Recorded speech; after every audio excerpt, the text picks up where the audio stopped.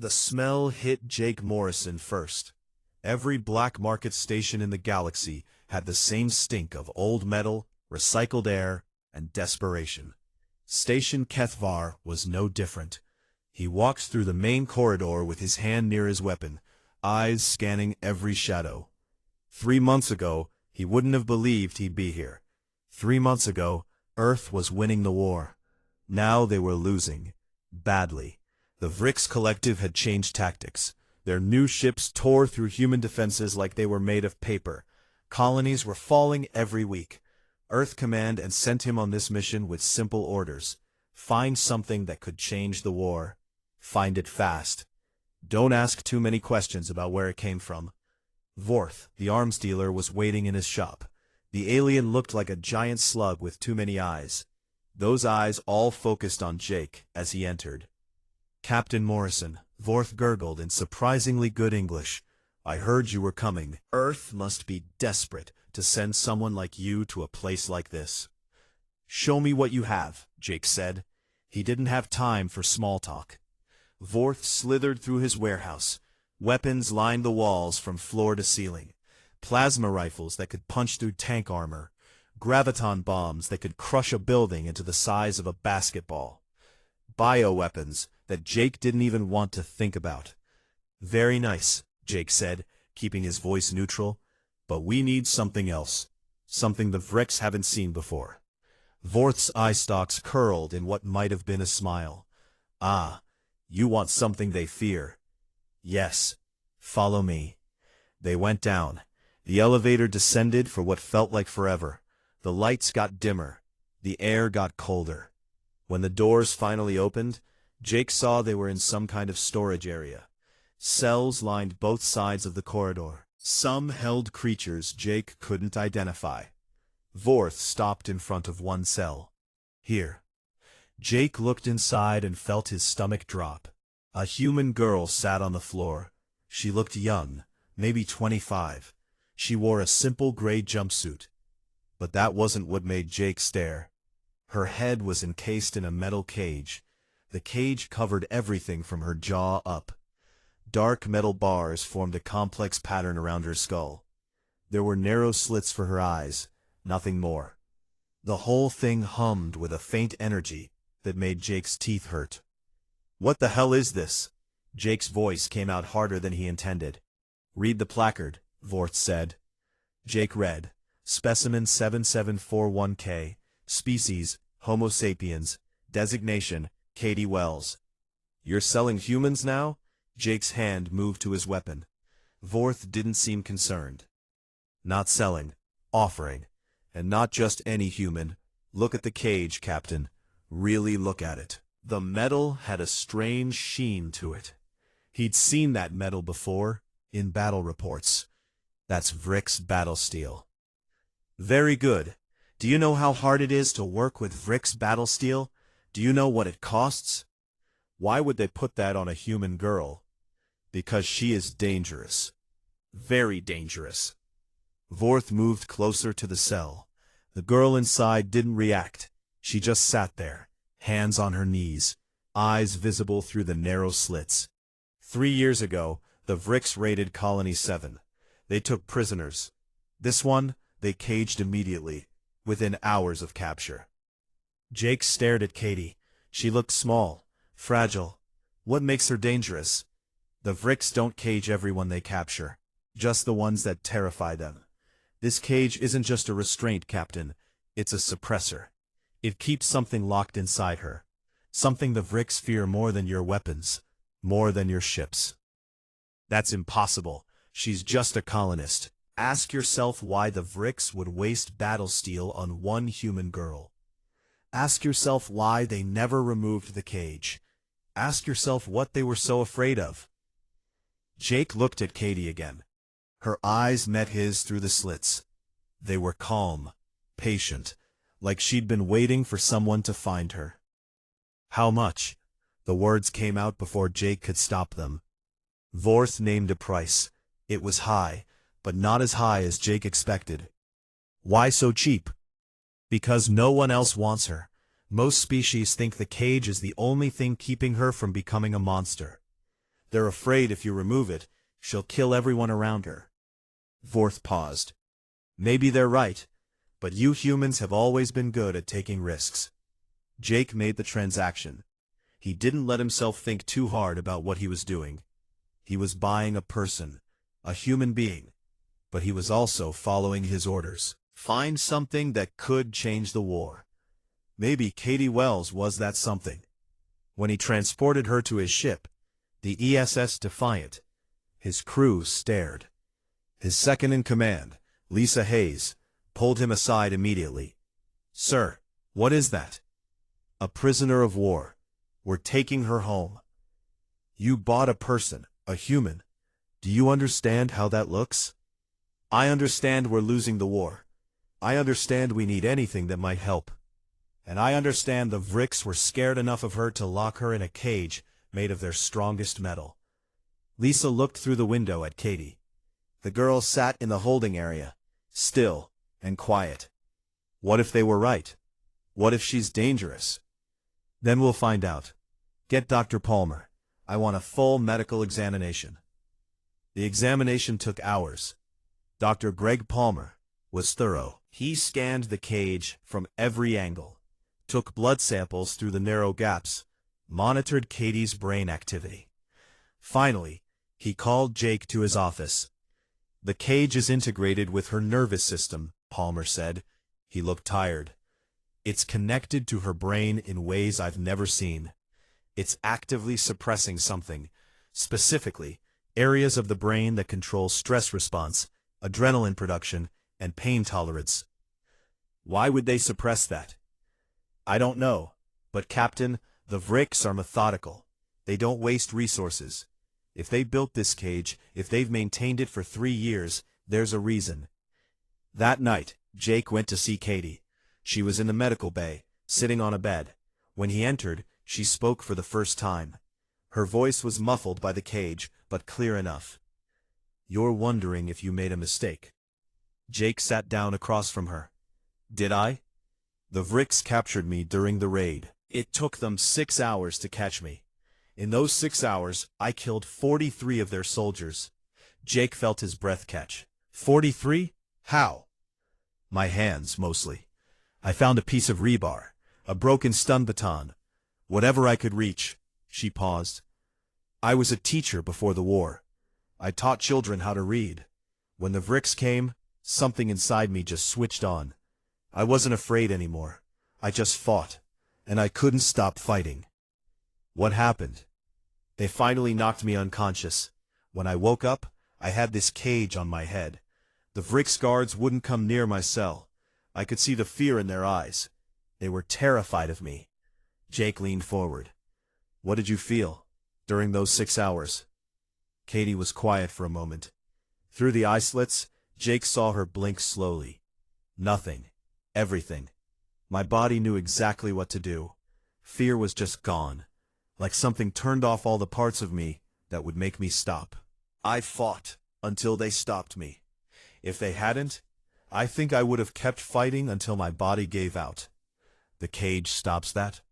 The cage keeps me alive. That's what the Vricks told me.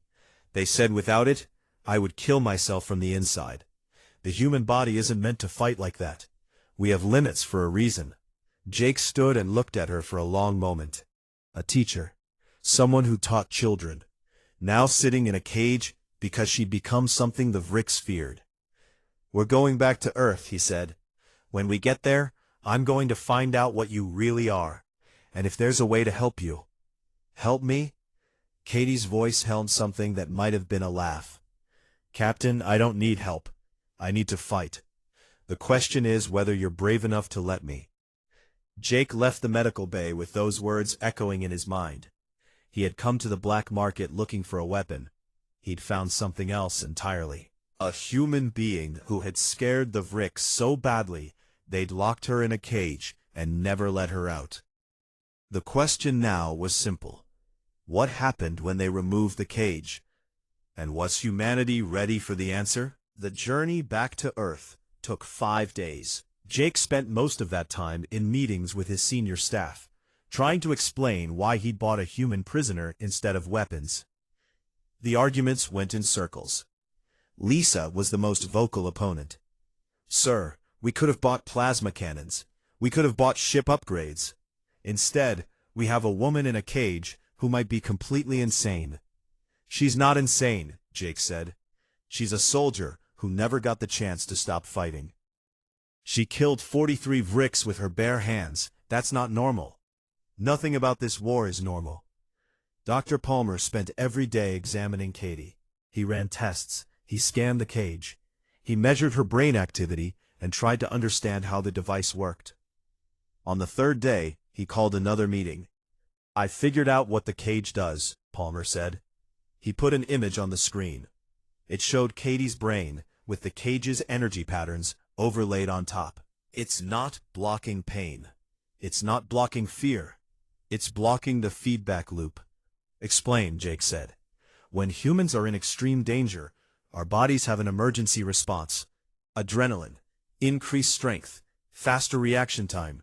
But we also have limits. Pain tells us to stop. Exhaustion tells us to rest. Fear tells us to run. These limits keep us alive." Palmer pointed to the image. "The cage is suppressing the signals that would make Katie stop fighting. But here's the thing. Those signals exist for a reason. Without them, a human body will fight until it literally destroys itself."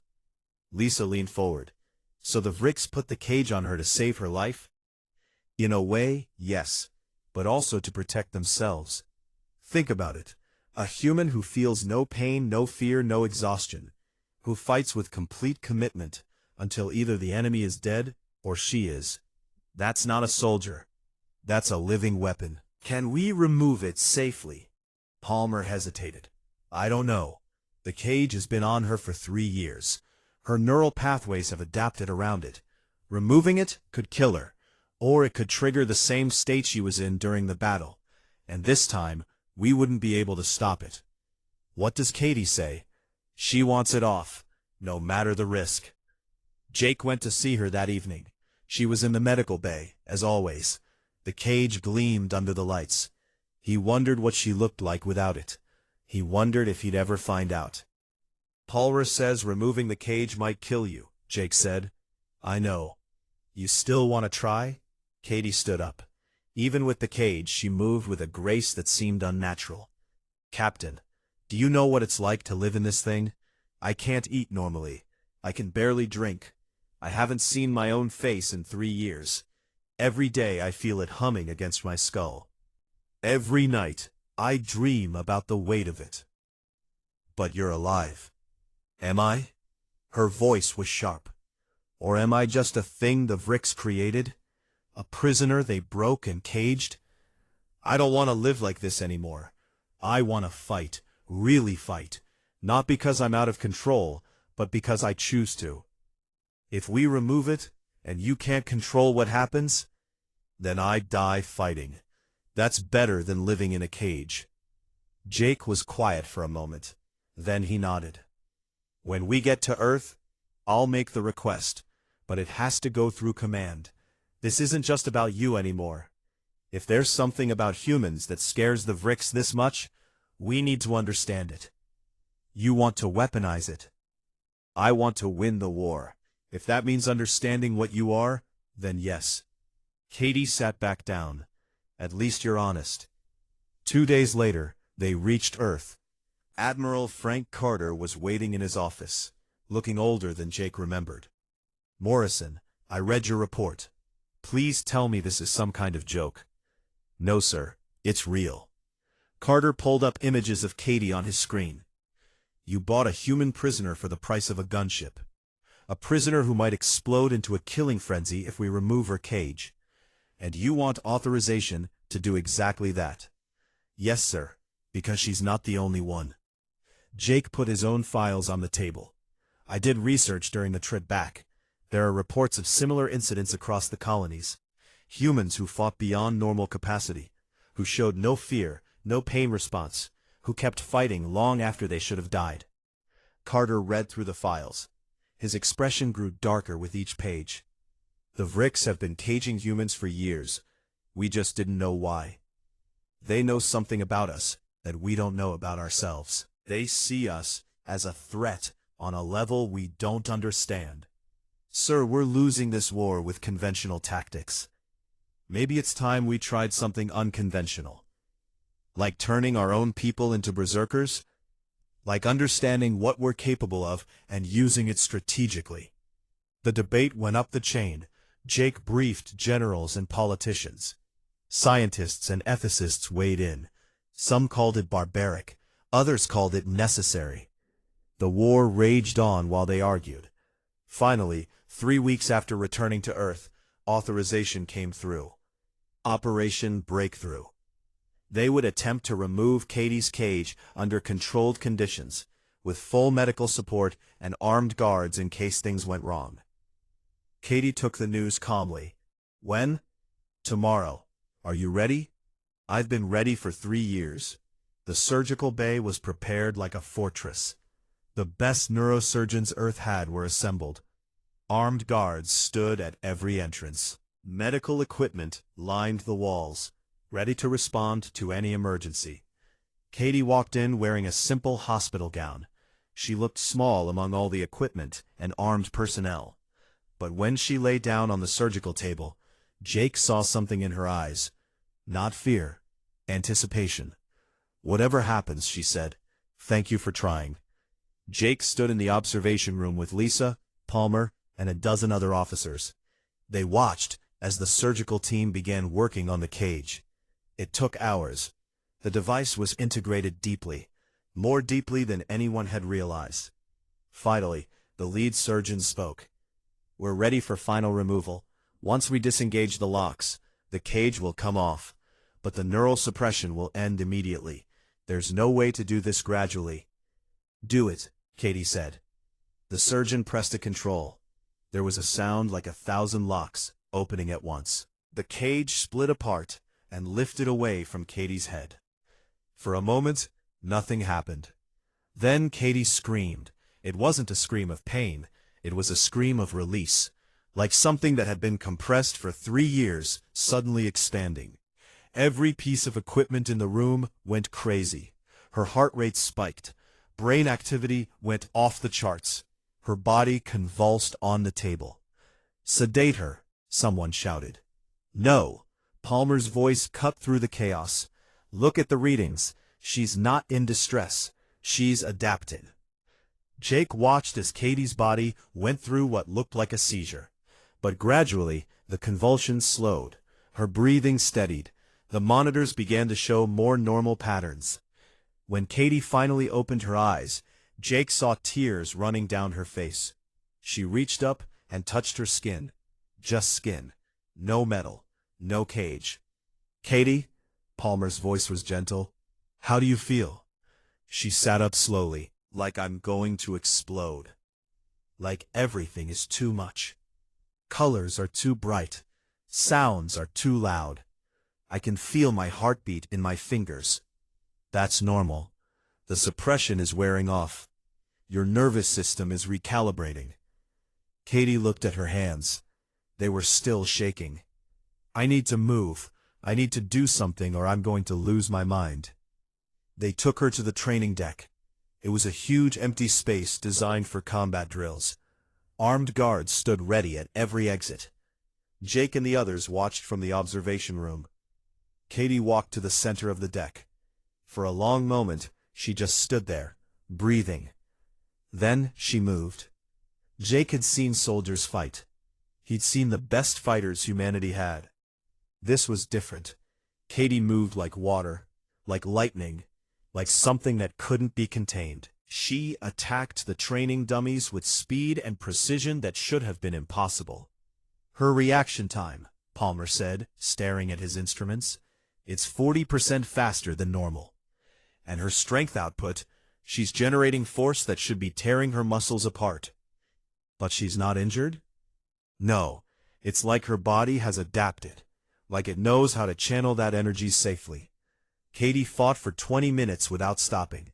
Then suddenly, she froze. She stood in the center of the deck, surrounded by destroyed equipment, breathing hard but controlled. She looked up at the observation window. Her face was visible for the first time. She was pretty, Jake thought, younger than he'd expected, but her eyes were old. "I'm ready," she said clearly. "What's next?" Jake felt something shift in his chest. They'd removed the cage. Katie was free. And now they had to figure out what to do with what they'd unleashed. The question was no longer whether humans could be weapons. The question was whether they could control it. Katie Wells stood in front of the mirror in her quarters. She'd been doing this every morning for 2 weeks now, just staring at her own face, getting used to seeing herself again. She looked different than she remembered, thinner, harder. There were scars on her jaw from where the cage had rested. But it was her eyes that bothered her most. They looked like they belonged to someone else, someone older, someone dangerous. A knock on her door interrupted her thoughts. "Come in." Dr. Palmer entered with his ever-present tablet. "Morning checkup. How are you feeling?" "Fine. Your heart rate says otherwise. You're elevated again." Katie turned away from the mirror. "I'm always elevated now. That's just how I am." Palmer made notes on his tablet. "You're adapting faster than we predicted. Your body is learning to exist in a semi-combat state all the time. That's not healthy long-term." "Healthier than the cage, is it?" Palmer sat down. "Katie, I need you to be honest with me. When you're in that enhanced state, when you're fighting, how does it feel?" Katie was quiet for a moment. "Like I'm finally doing what I was made for. That concerns me." "Why? Soldiers are supposed to like fighting. You're not a soldier. You're a teacher who got caught in a war and discovered something inside herself. There's a difference." Palmer leaned forward. "I've been studying the data from your training sessions. Each time you enter that state, it gets easier to access and harder to come down from. You're spending more time enhanced and less time normal. So eventually, you might not be able to come down at all. You'll be stuck in combat mode permanently. Is that what you want?" Katie thought about the question. Did she want that? That part remembered being a teacher, remembered quiet mornings and children laughing. But another part, a growing part, said yes. That part remembered the clarity of combat, the absolute certainty of purpose. "I don't know," she said finally, "but I know I'm not going back in a cage." The conversation was interrupted by an alert. Jake's voice came through the comm system. "All senior staff to the briefing room, now." The briefing room was packed. Katie found a seat near the back. She still wasn't comfortable around crowds. Too many people meant too many threats to track. Jake stood at the front with Admiral Carter. The Admiral looked grim. "We have a situation," Carter said. 3 days ago, we received reports of similar cases to Katie Wells. Humans who fought beyond normal capacity during Vrix attacks. Humans the Vrix tried to cage. Images appeared on the screen. A miner named Marcus Webb, who fought off a Vrix boarding party alone. A medic named Lily Crawford, who carried 15 wounded soldiers through active combat. A teenager named Danny Price, who defended his family shelter for 16 hours straight. "We've located 7 individuals so far," Carter continued. "All of them show the same patterns: enhanced strength, speed, and endurance under extreme stress. And all of them were targeted by the Vrix for special containment." Jake took over. "We're calling it Project Warhound. The goal is to understand this ability and train people to use it safely. Katie will lead the training program." All eyes turned to her. Katie felt her heart rate spike. "Sir, I'm not qualified to train anyone." "You're the only one who's learned to control it. That makes you the most qualified person we have." Over the next month, Katie met the others. Marcus was big and quiet, with hands that looked like they could crush steel. Lily was small and fierce, with eyes that never stopped moving. Danny was young, barely 18, with a smile that didn't reach his eyes anymore. They all had the same story. Normal people who'd been pushed beyond their limits and discovered something inside themselves. Something that terrified the Vrix. "Why us?" Lily asked during their first meeting. Why do we have this and others don't? Palmer had theories. It might be genetic, or it might be psychological. Some people, when faced with absolute extinction, don't break. They adapt. They become something else. Something dangerous, Marcus said quietly. Something effective, Jake corrected. And something we need. Training began. Katie taught them what she'd learned about controlling the enhanced state. It wasn't about rage, she explained. It was about focus, about having something worth fighting for. When you feel it coming on, don't fight it, she told them, but don't lose yourself in it either. Think of it like a tool. You pick it up when you need it. You put it down when you don't. Easier said than done. Danny struggled the most. He'd go into the enhanced state and couldn't come out for hours. Lily had the opposite problem. She was afraid to let go, afraid of what she'd become. Marcus adapted quickly, maybe because he'd been fighting his whole life. Mining colonies were hard places. He'd learned early to push through pain and fear. They trained 6 hours a day, combat drills, tactical exercises, learning to work as a team while maintaining their individual edge. Katie watched them improve, but she also watched herself. Palmer was right. Each day, it got easier to slip into the enhanced state. Each day, it got harder to remember why she'd want to come back. One evening, Lisa found Katie alone in the training room, hitting a punching bag with mechanical precision. "You've been here for 4 hours," Lisa said. "Have I?" Katie didn't stop punching. "Katie, you need to rest." "I'm not tired." "That's the problem." Lisa stepped closer. "Palmer's worried about you. Jake's worried about you. Hell, I'm worried about you." Katie finally stopped. Her knuckles were bleeding. She hadn't noticed. "Don't be. You're turning into what the Vricks feared. You realize that, right? A human who never stops fighting." "Maybe that's what we need to win." "Maybe. But what happens after we win? What happens to people like you when there's no one left to fight?" Katie looked at her bloody hands. "I guess we'll find out." The test came sooner than expected. A Vrick strike force attacked a supply convoy in the outer system. It was a small force, just 3 ships, but the convoy was lightly defended. Jake made the call. "Deploy the Warhound team." They suited up in powered armor designed specifically for them. The armor didn't suppress their abilities like regular combat suits. Instead, it enhanced them. Stronger servos, faster response times, better protection without limiting mobility. Katie led the team onto the transport ship. Marcus, Lily, and Danny followed. They didn't speak much. There wasn't much to say. The flight to the combat zone took 2 hours. Katie spent it in meditation, preparing her mind. She could feel the enhanced state just beneath the surface, waiting to be released. When they arrived, the battle was already underway. The Vricks were boarding one of the convoy ships. Human soldiers were fighting back but losing ground. "Warhound team, you're cleared for deployment," Jake's voice said over the comm. "Your objective is to repel the boarding party and secure the ship. Rules of engagement are—" "Kill everything that's not human," Katie interrupted. "We know." They breached the ship through an airlock. The corridor beyond was a war zone. Dead human soldiers, damaged bulkheads, and Vricks warriors advancing toward the bridge. Katie felt the switch flip in her mind. The world became sharper.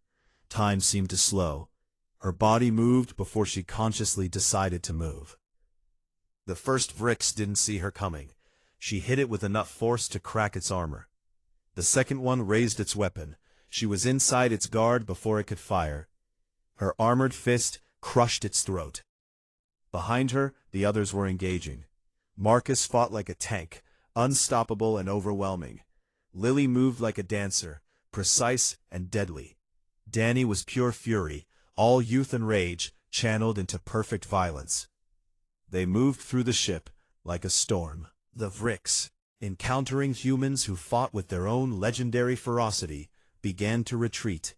Then, to flee. Katie found herself facing a Vrix commander in the ship's cargo bay. It was bigger than the others, with heavier armor and better weapons. It spoke in broken human language. "You are caged one. You should be controlled." Katie smiled inside her helmet. "The cage is gone. Now it's your turn to be afraid." The fight was brutal and fast. The Vrix was skilled, but Katie was beyond skill. She was pure purpose, pure commitment. When it was over, she stood over the alien's body, breathing hard. "All targets eliminated," Marcus reported. "Ship is secure." The trip back was quiet. The team sat in the transport, coming down from the enhanced state slowly. Katie watched them. They all wore the same expression, satisfaction mixed with unease. "That was easier than training," Danny said finally. "Because it was real. In training, we're holding back. Out there, we don't have to." Marcus looked at Katie. "How do you live with it, knowing what you can do?" Katie thought about the question. How did she live with it? By not thinking too hard. By focusing on the mission. By convincing herself that what they were was necessary. "One day at a time," she said. When they returned to base, the footage of the battle was already spreading through military channels. Command watched humans fight like legends. Watched the Warhound team clear a ship in minutes that should have taken hours. Admiral Carter called Jake into his office. "This changes everything." "Yes, sir. We need more teams, more people trained like them. We're working on identification protocols. But sir, this isn't something everyone can do. It requires a specific psychological profile, and even then, there are risks." Carter nodded. "I know, but we're losing Morrison. And this is the first time in months I've seen something that might actually turn the tide." Jake left the meeting and found Katie in the observation deck. She was staring out at the stars. "You did good today," he said. "Did I? Or did I just prove the Vrix were right to be afraid? Does it matter?" Katie turned to face him. "That's what I can't figure out. Does it matter if we become monsters, as long as we win?" "You're not monsters. You're soldiers doing a job. A job we're starting to enjoy. That's what scares me, Jake. Not what I can do, but how much I like doing it." Jake had no answer for that, because he'd seen her face during the battle. He'd watched the footage. Katie Wells loved fighting, and that was either humanity's greatest weapon or its biggest problem. Time would tell which. 6 months passed. The war changed. The Vrix, who had been pushing humanity back system by system, suddenly found themselves facing organized resistance. Warhound teams deployed across the front lines. Where conventional soldiers would retreat, Warhound teams held ground. Where conventional tactics failed, Warhound teams succeeded. Katie stood on the observation deck of the ESS Defiant, watching another victory celebration. Her team had just retaken a mining colony that had been occupied for 3 months. The cost? 0 human casualties. 47 dead Vrix. She should have felt proud. Instead, she felt empty. Another successful mission. Lisa joined her at the window. "Command is calling you a hero." "I'm not a hero. I'm just good at killing." "That's what soldiers do." "Is it?" Katie touched the window. "Soldiers fight when they have to. I fight because I want to. There's a difference. Palmer wants to see you. He says it's important." The medical bay felt like a second home now. Katie spent more time there than in her own quarters. Palmer was waiting with his usual concerned expression. "Your neural patterns are stabilizing," he said, showing her brain scans. "But not in the way we hoped." "Meaning?" "Meaning you're spending 80% of your waking hours in an enhanced state. Your baseline is becoming what used to be your combat mode." Katie looked at the scans. The patterns were alien, nothing like a normal human brain. "Is that bad?" "I don't know. You're the first person this has happened to. But Katie, I'm worried. Each mission pushes you further from normal. Eventually, there might not be a normal to come back to. What are you suggesting? Temporary suppression. Not a cage, just a medical treatment that would help you maintain a baseline. Give your body a chance to reset between missions. Katie felt anger flash through her. No, I told you I'm never going back to being controlled. This isn't control, it's treatment, like any soldier dealing with combat stress. I'm not stressed, I'm adapted. Katie stood to leave. I'm doing my job, that should be enough. She left before Palmer could argue further. In the hallway, she nearly collided with Danny. The young man looked exhausted. You okay? Katie asked. Can't sleep. Every time I close my eyes, I'm back in combat. My body wants to fight, but there's nothing to fight. Katie knew the feeling.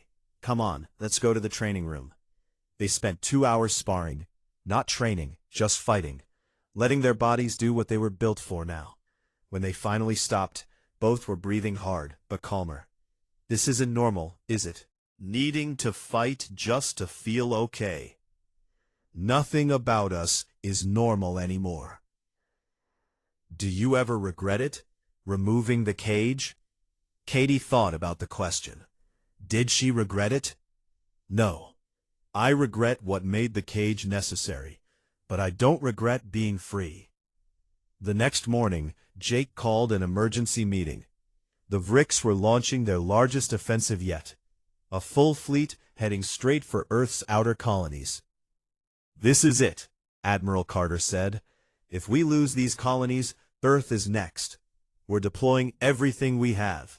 Every ship, every soldier, every weapon. And us? Katie asked. Warhound teams will form the tip of the spear. You'll board their capital ships and disable them from the inside. It's suicide mission parameters, but you're the only ones who might pull it off. Katie looked at her team. Marcus, Lily, Danny, and 12 others they'd recruited over the past months. All of them had the same look in their eyes. Not fear, anticipation. We'll do it, Katie said. The preparation took 3 days. They studied schematics of Vrick's capital ships, planned entry points, identified critical systems, but everyone knew plans only lasted until first contact. The night before deployment, Katie couldn't sleep. She went to the armory and sat among the weapons. This was where she felt most at peace now, surrounded by instruments of war. Jake found her there. Tomorrow's going to be bad. I know. If you don't come back, I'll come back. We all will, because that's what we do. We don't quit. Jake sat down beside her. I've been thinking about what you asked me, about whether it matters if we become monsters as long as we win. And? I think it matters. But I also think you're not monsters. You're people who found a way to survive impossible situations. The Vricks tried to cage that, because they couldn't understand it.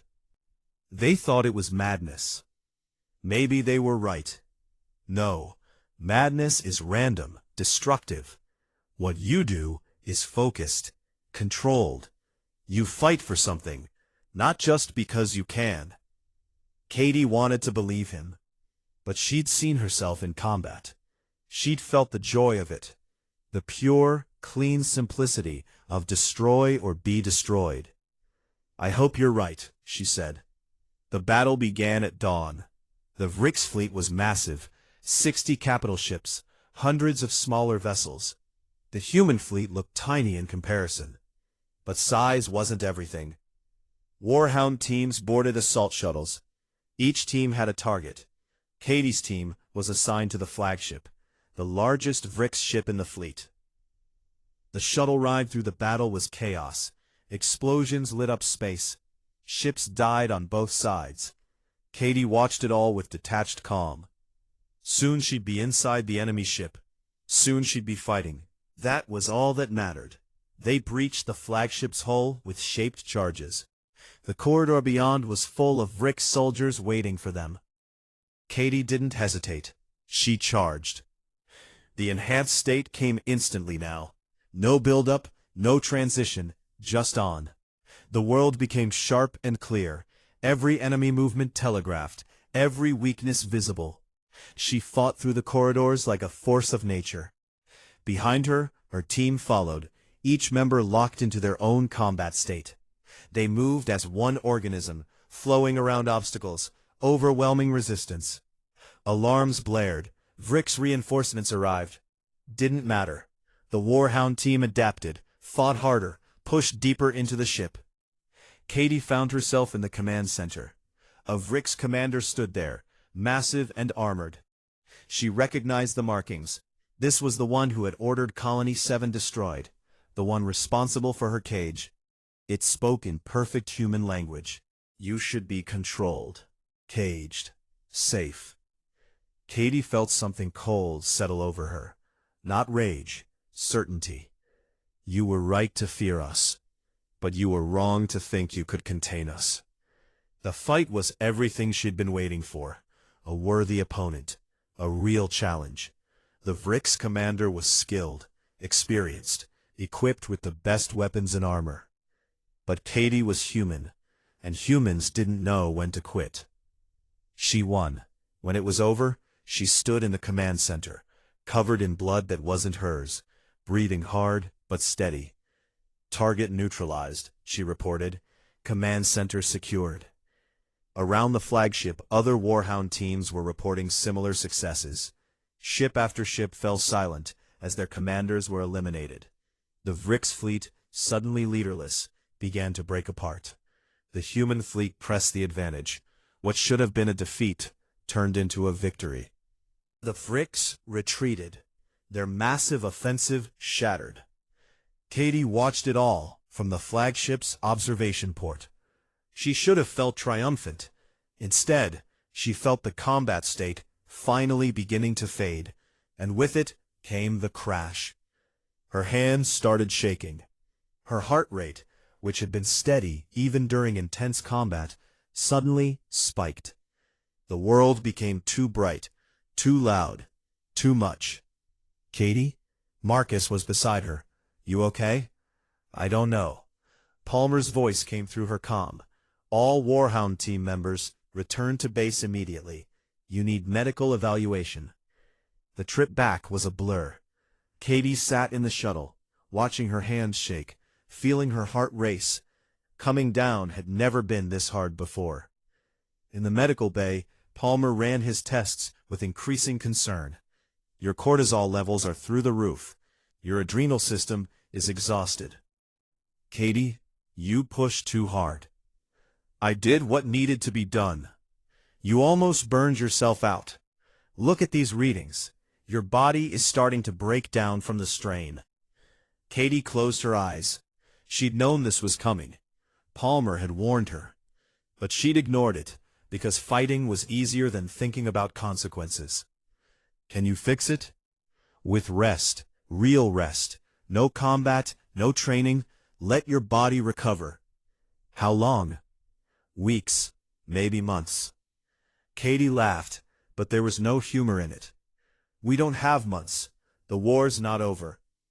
You're no good to anyone dead. Jake came in then. He looked tired but satisfied. We won. The Vrik's lost a third of their fleet. It's the biggest victory we've had in the entire war. At what cost? Palmer gestured to Katie's readings. We're breaking our own people. We're turning them into weapons that burn out after a few uses. I'm fine, Katie said. None of you are. Palmer pulled up data on the other Warhound members. Danny is showing signs of severe psychological stress. Lily's combat state lasted 6 hours after the battle ended. Marcus has stress fractures in both arms from hitting too hard. You're all falling apart. Jake looked at the data, then at Katie. What do you need? Time, which we don't have. What if we did? What if we rotated teams? Let people recover between missions? Then we need more teams, more training, more people willing to become what we are. The conversation was interrupted by an alert. Admiral Carter's voice came through. All senior staff, report to the briefing room immediately. They assembled quickly. Carter stood at the front, looking older than ever. Behind him was a video feed showing a Vrik's broadcast. They want to negotiate, Carter said. The Vrik's are offering a ceasefire. Silence filled the room. Then someone laughed. Then, everyone was talking at once. Carter raised his hand for quiet. They're specifically asking about the Warhound teams. They want assurances that we won't deploy them during negotiations. They're afraid, Lisa said. They're actually afraid of us. Katie felt something settle in her chest. The Vricks, who had seemed invincible, who had pushed humanity to the edge of extinction, were asking for mercy, because of what humans could become when pushed too far. What do we tell them? Jake asked. Carter smiled. It wasn't a kind smile. We tell them we'll consider it, and while they're considering our response, we train more Warhound teams. We show them that what they fear isn't going away. It's growing. Katie left the briefing and went to her quarters. She looked at herself in the mirror again. Still thin, still hard, still those strange eyes, but alive and free. The cage was gone, and the Vricks were learning what that meant. 5 years after the war ended, Katie Wells stood in front of a museum display. Behind the glass was her cage. The metal still gleamed under the lights, looking as menacing as it had the day Jake found her. A plaque beneath it read, "The Last Cage, symbol of humanity's unbreakable will." They made it sound noble, a voice said behind her. Katie turned to see Jake. He looked older now, grayer. Peace hadn't been kind to either of them. It wasn't noble, it was necessary. Same thing in the end. They walked through the museum together. It was filled with artifacts from the war. Weapons, ships, memorials to the fallen. But the cage drew the biggest crowds. People wanted to see what the Vricks had feared so much. "How are you doing?" Jake asked. Really? Katie considered the question. How was she doing? She still trained every day. Still slipped into the enhanced state without meaning to. Still dreamed about combat. "I'm managing." "That's not an answer. It's the only one I have." They reached another display. This one showed footage from the final battle. Katie watched herself fighting, moving with that impossible speed and precision. She looked like a stranger. "Do you ever regret it?" Jake asked. "Any of it?" "Every day. And never." Katie touched the glass. "I regret what the war made us, but I don't regret surviving it." A group of students approached, led by their teacher. The teacher recognized Katie and went pale. "You're her. You're Katie Wells." "Yes." Could you speak to my class? They're studying the war." Katie wanted to say no. She hated speaking to groups. But something in the teacher's hopeful expression reminded her of who she used to be. A teacher. Someone who helped children learn. All right. The students gathered around, eyes wide. They'd grown up hearing stories about the Warhound teams, about humans who fought like demons. Katie wondered what they saw when they looked at her. "What was it like?" one student asked. "Being in the cage?" Katie thought about how to answer. "Imagine being locked in a box. You can see out through small holes. You can hear everything. But you can't touch anything. Can't feel the sun on your face. Can't eat normally. Can't even see your own reflection. That's what it was like." "Were you scared?" "Every day. But I was also angry. The Vricks thought they could contain what made me dangerous. They thought the cage would keep me safe, and them safe from me." "What made you dangerous?" another student asked. Katie knelt down to be at eye level with them. "The same thing that makes all humans dangerous. We don't quit. When every other species in the galaxy has biological limiters that tell them to stop fighting, to retreat, to surrender, humans just keep going." The Vricks recognize that as a threat. Because we're stronger? No, because we're stubborn, because we refuse to accept defeat, because when pushed to the absolute limit, humans will do whatever it takes to survive. That's what scared them. The teacher intervened. "Thank you, Miss Wells. I think that's enough questions." As the class moved on, one girl stayed behind. She looked about 16, with sharp eyes that reminded Katie of herself at that age. "My mom was a Warhound soldier," the girl said quietly. She died 3 years ago, training accident. Katie felt her chest tighten. She knew about the accidents. The program had expanded after the war, training more and more people to access their enhanced state. Not everyone could handle it. I'm sorry. Was it worth it, what you all did? Katie looked at the girl for a long moment. We won the war. We saved humanity from extinction. So yes, it was worth it. But your mother paid a price for that victory. So did I. So did everyone who learned to fight like we did. Whether that price was fair, I don't know. The girl nodded and left. Katie stood alone in the museum, surrounded by memories of violence. Her comm buzzed. It was Palmer. Katie, we have a situation. Can you come to the medical center? Katie arrived to find Palmer in his office, looking worried. On his screen was a brain scan she didn't recognize. Who is this? A new recruit, 19 years old, tested positive for the Warhound genetic markers. But look at his neural patterns. Katie studied the scan. The patterns were chaotic, unstable. What's wrong with him? He's trying to force the enhanced state. He's read all about the Warhound teams, seen the footage, heard the stories. He wants to be like you. But he's not ready. His mind can't handle it. So don't train him. They say we need more Warhound soldiers. The Vrook's peace is fragile. They want to be ready if it breaks. Katie felt old anger stirring. They're going to kill him. Probably. Unless someone can talk sense into either him or command. Katie thought about the museum, about the cage, about what the Vrooks had tried to do to prevent humans from becoming weapons. Maybe they'd been right to try. Send me his file. I'll talk to him. The recruit's name was Alex Stone. He was tall, eager, with the kind of confidence that came from never really being tested. Katie met him in a training room. Ma'am, it's an honor, he said. I've studied all your missions. I know I can do what you do. Sit down.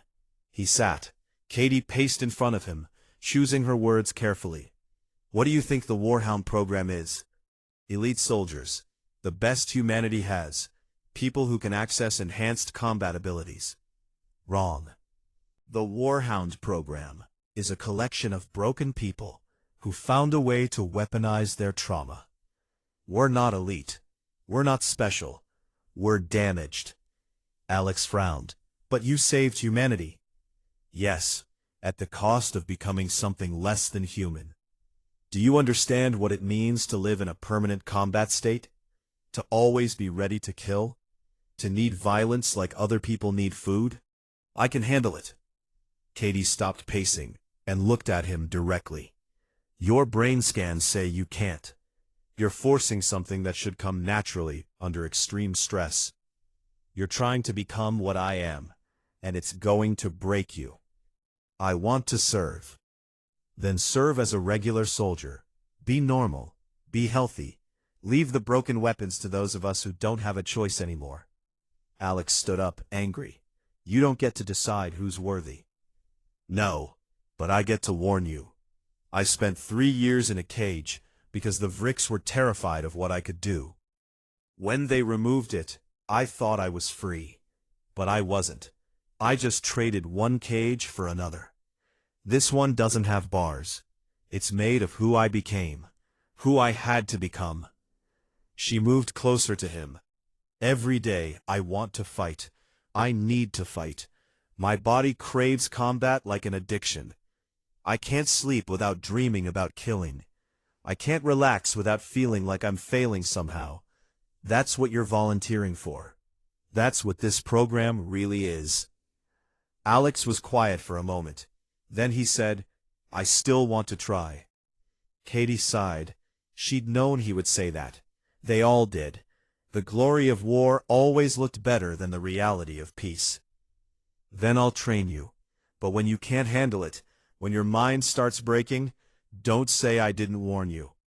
Over the next months, Katie trained Alex and a dozen other recruits. Some washed out quickly. Others adapted. A few showed real promise. He pushed too hard, trying to force what should have come naturally. Katie watched him deteriorate. saw the signs she'd seen in herself and others. The shaking hands, the inability to come down from heightened states, the growing desperation. 3 months into training, Alex had a breakdown during a live fire exercise. He entered the enhanced state and couldn't exit. He fought for 2 hours before they could subdue him. When he finally came down, he was a wreck, crying, shaking, unable to speak. Katie sat with him in the medical bay afterward. "I told you this might happen." "I thought I could handle it," he whispered. "I thought I was strong enough." Strength has nothing to do with it. This isn't about being tough or brave. It's about having the right psychological makeup and the right trauma history. You can't fake that. "So I'm out?" "Yes, and you should be grateful. You get to stay human." Alex looked at her with tears in his eyes. "What are you then?" Katie thought about the question. What was she? Not quite human anymore, but not a monster either. Something in between. Something necessary. "I'm what happens when you remove the cage," she said finally. "I'm what the Vrix feared. And I'm proof that sometimes being human means becoming something more, or something less, depending on how you look at it." She left Alex in the medical bay and went to see Admiral Carter. He was retired now, but still consulted on military matters. "We need to slow down the Warhound recruitment," Katie said. "We're breaking people, trying to create more of us." Carter leaned back in his chair. "The peace with the Vrix is fragile. We need deterrence." "Then use the deterrence you already have. The Warhound soldiers who came out of the war. Don't create new ones. We're not sustainable, Admiral. We burn out. We break down. We're not a long-term solution to anything." "What are you suggesting? That we stop trying to manufacture what I am? Let the program die with those of us who are already in it. Find other ways to defend humanity." Carter was quiet for a long moment. Then he said, "I'll bring it to command. But Katie, you know they won't listen. The Warhound program is too valuable, too symbolic." "Then they're making a mistake. The Vrix tried to cage us because they understood something command doesn't. This ability, this state we can achieve, it's not meant to be used all the time. It's meant to be a last resort, an emergency measure, not a permanent condition." Katie left the meeting knowing nothing would change. Command wanted more Warhound soldiers. They wanted the security of knowing humanity had weapons the Vrix feared. They didn't understand that those weapons were people. People who paid a price every day for what they'd become. That evening, Katie returned to the museum. She stood in front of the cage again, studying it in the dim light. A security guard approached. "We're closing soon, ma'am." "I know. Just one more minute." She touched the glass, as close as she could get to the cage without breaking the display. The Vrix had put it on her with a simple instruction to their soldiers. Never remove it. They'd understood something fundamental. That what was inside Katie, inside all humans when pushed far enough, was dangerous not just to enemies, but to the humans themselves. The cage was meant to protect everyone, even her. But humanity had removed it anyway, had unleashed what the Vrix feared. And now they were dealing with the consequences. Katie thought about all the recruits who would try to become like her, about the ones who would succeed and the ones who would break, about the price of victory and the cost of peace. The Vrix had been right about one thing. Some cages should never be removed. But they'd been wrong about something more important. Humans didn't need permission to be dangerous. They just needed a reason. And when that reason was survival, when it was protecting everything they loved, humans would remove any cage, break any limit, become anything necessary. That was what made them terrifying. That was what made them human. Katie left the museum as it closed, walking out into the night. Somewhere behind her, the cage gleamed in its display case. A reminder of what the Vrix had tried to contain, and proof that it had failed. Not because the cage was weak, but because what it tried to contain was uncontainable. Humans' stubborn, relentless, unreasonable will to survive and fight, and never, ever quit. You couldn't cage that. You could only try. And trying, as the Vricks had learned, was never enough.